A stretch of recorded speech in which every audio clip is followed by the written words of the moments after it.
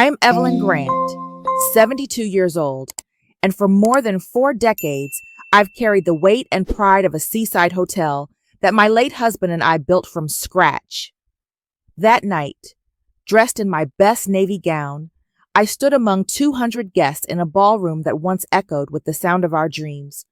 The chandeliers shimmered, the string quartet played a gentle waltz, and I was trying to hold back tears of joy for my only daughter's wedding. But joy can fracture in an instant. Madeline, my daughter, leaned in close, her perfume sharp and overwhelming.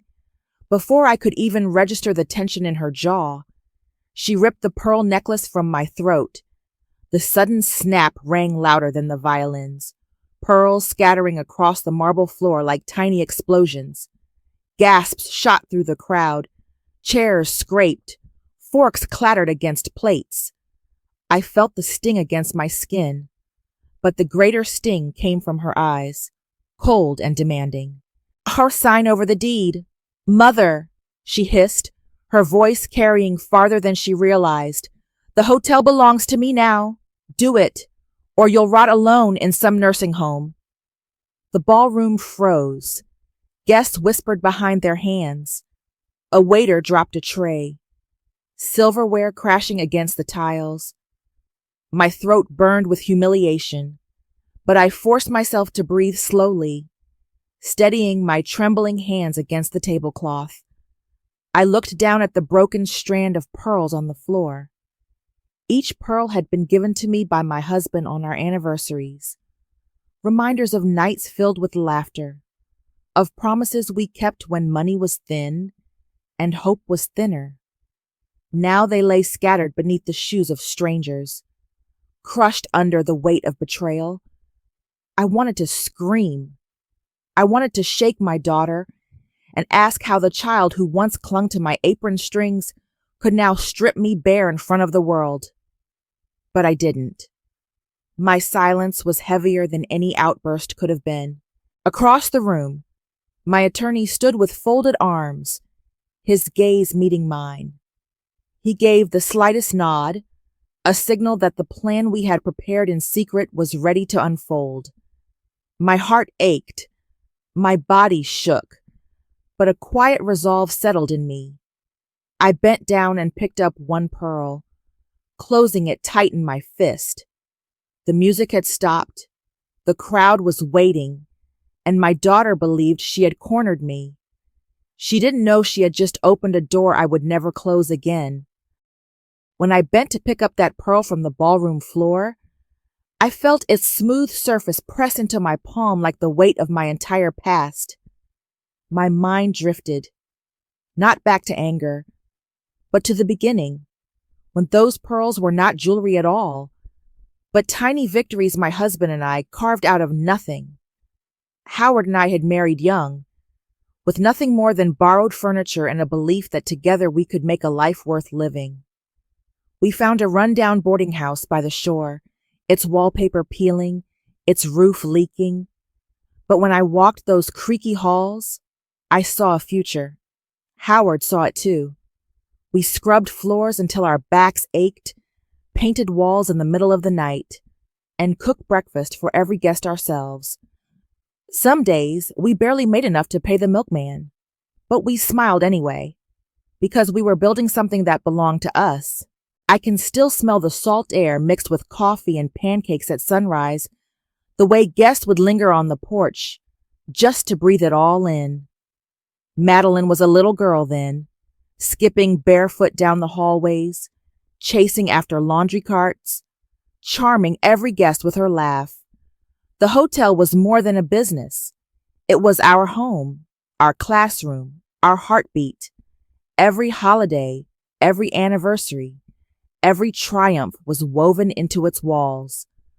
Howard used to joke that each pearl he gave me was proof that we survived another year. "One day," he'd say, fastening the strand around my neck, "this necklace will tell the whole story of us." He was right. Each pearl carried the memory of sacrifices, of double shifts, of storms that nearly tore the roof off but never tore us apart. By the time Howard passed, the small boarding house had grown into a respected seaside hotel. It was worth millions by then, though to me it was still worth only the sweat and laughter we had poured into it. I kept it running, not just for the money, but because it felt like keeping him alive in some way. Every time a guest thanked me for their stay, I heard his voice echo in mine. As I stood in the ballroom watching my daughter betray me, I remembered those early mornings and late nights. The hotel was not just an asset on paper, it was our life's testimony.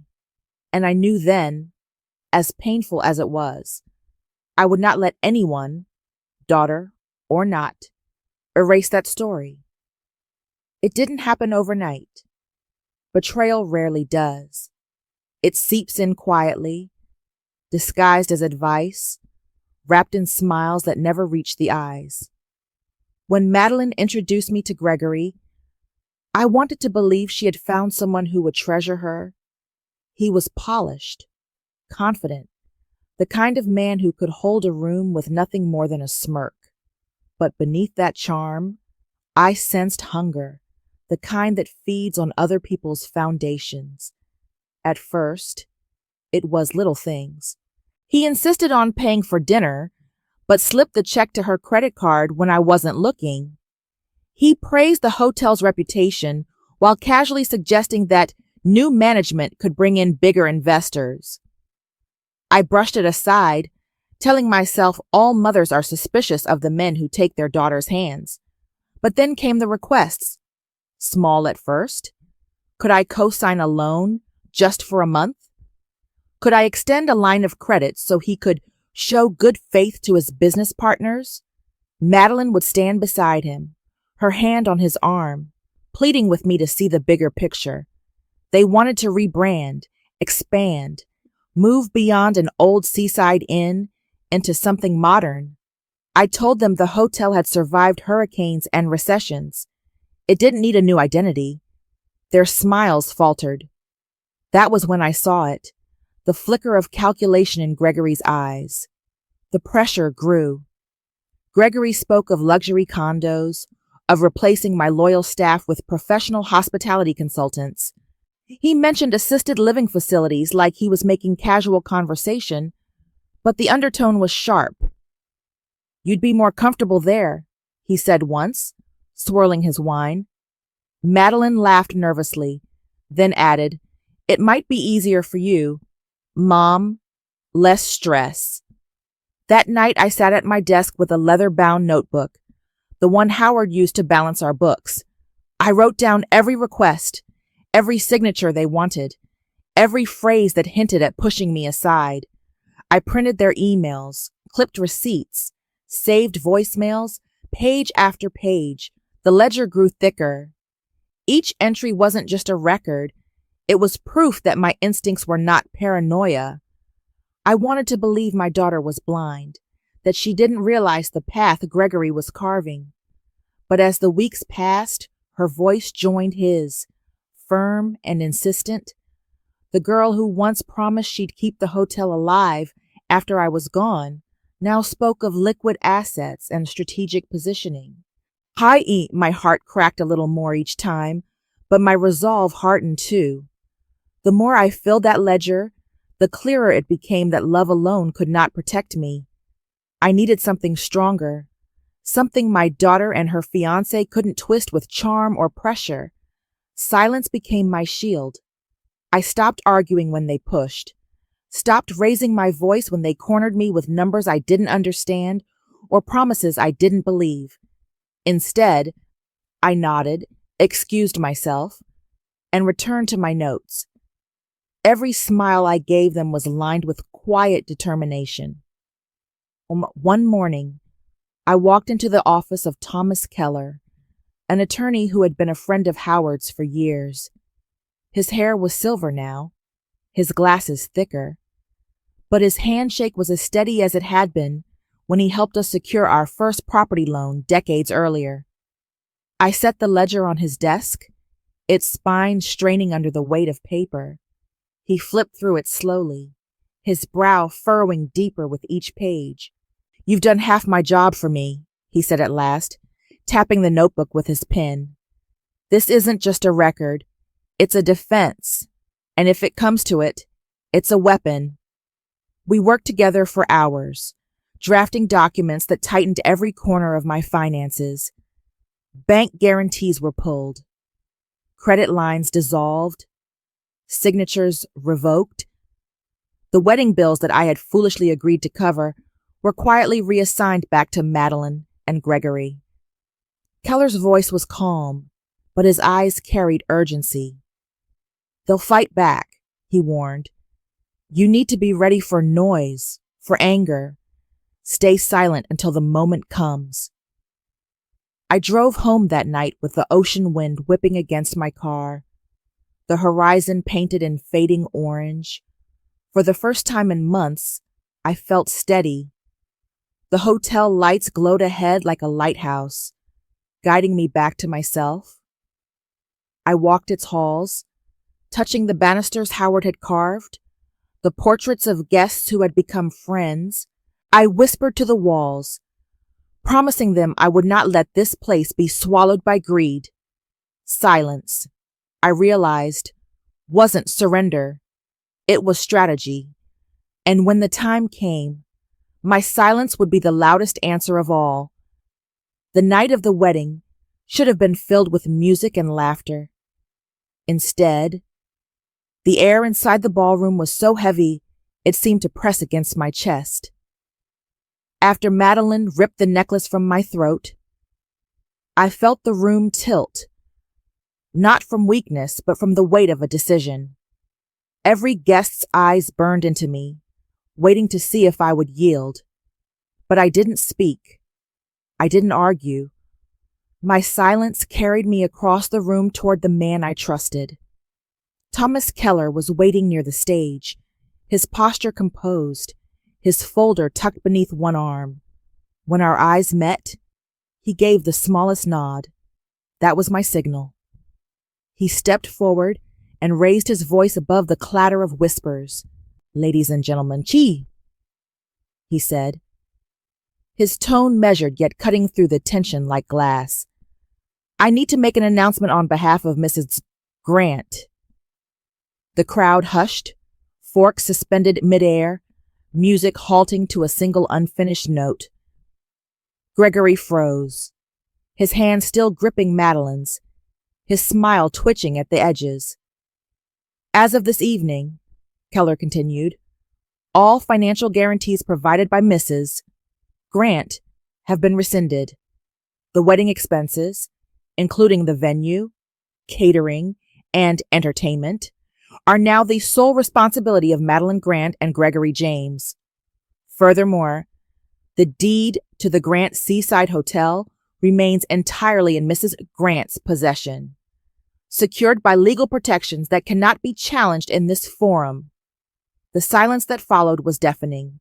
Then, like glass shattering, gasps broke out. A waiter stumbled, nearly dropping a tray of champagne flutes. Madeline's face drained of color as Gregory's grip tightened around her arm. He leaned in close, his voice a harsh whisper I still heard across the floor. What did you do? I bent down slowly, collecting one pearl after another from the marble tiles, each one echoing like a hammer strike against their silence. My hands shook, but not from fear, from release. For the first time, I felt the balance tip back toward me. The guests began to murmur, eyes darting between me and the young couple unraveling before them. Some looked away, embarrassed. Others watched hungrily, as though witnessing a scandal they would never forget. I rose to my feet with the pearls clenched in my hand, my eyes locking on my daughter's. This is not your stage, I whispered, my voice steady enough to carry. Not tonight. Not ever. The ballroom fractured after Keller's words. Guests began whispering in tight circles, some gathering their coats, others lingering as if afraid to miss the next blow. The band packed their instruments in silence, their music silenced by a storm none of them had been hired to play. Gregory was the first to break. He stormed toward me, his polished shoes echoing hard against the marble. His face, once smug and smooth, was twisted with rage. "You humiliated us," he spat, his voice sharp enough to slice through the murmurs. "You think this is over? You're an old woman. Evelyn, you don't have the strength to fight what's coming." Madeline stood a step behind him, her eyes darting between my face and the pearls clenched in my hand. For a flicker of a second, I thought I saw hesitation, even guilt, but it vanished as Gregory tightened his grip on her wrist. "Tell her," he demanded. "Tell your mother she's finished." Her voice was trembling, but the words still cut. "Mom, maybe it's time. Maybe you can't keep holding on to the hotel forever." The pain of those words was sharper than the broken necklace against my skin. My daughter wasn't just standing beside him, she was standing against me. I felt my knees weaken, but I locked them in place. I would not bend, not here. Keller stepped closer, his voice calm, professional.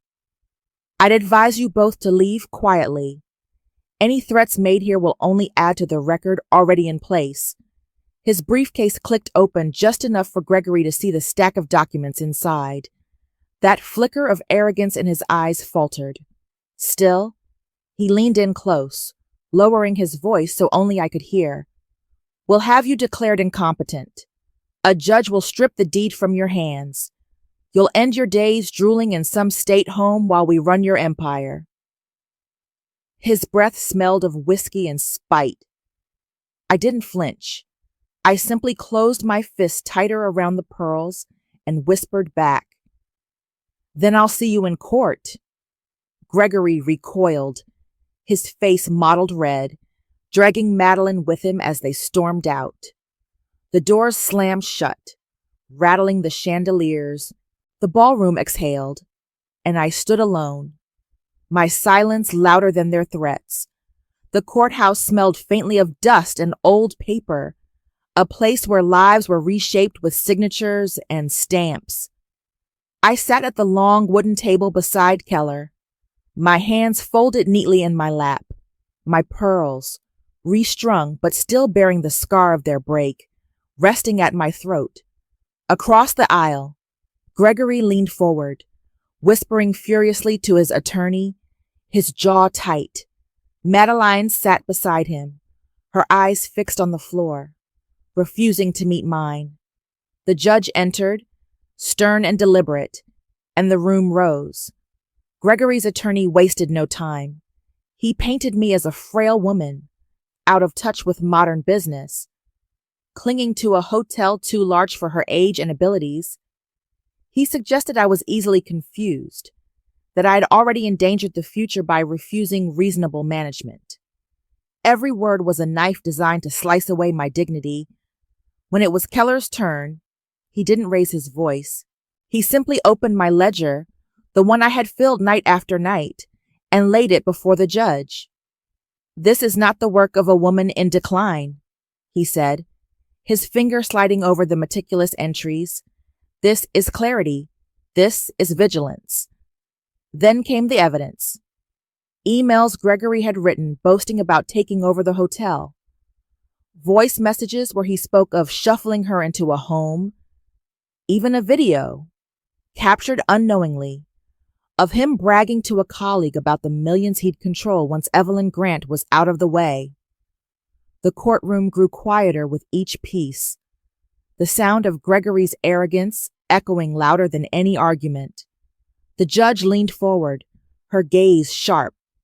"Mr. James, what I see here is not proof of incapacity on Mrs. Grant's part. It is evidence of calculated exploitation. Your petition is denied. Furthermore, I am forwarding this matter to the district attorney's office for review under elder financial abuse statutes." "Par?" Gregory's face drained. His lawyer slumped back, and a murmur rippled through the courtroom. For the first time in months, I felt the ground beneath me steady. I turned my head just enough to see my daughter. Her cheeks were pale, her lips trembling, her eyes swimming with something that looked almost like shame. I adjusted the necklace at my throat, its imperfect strand a reminder. I was not broken, and no one would ever take my life's work away. When the gavel struck and the courtroom emptied, I didn't feel triumph the way some might expect. There was no rush of victory, no desire to celebrate. What I felt instead was a deep, quiet relief, like exhaling after holding my breath far too long. Justice hadn't shouted. It had whispered, steady and undeniable. And that whisper was enough.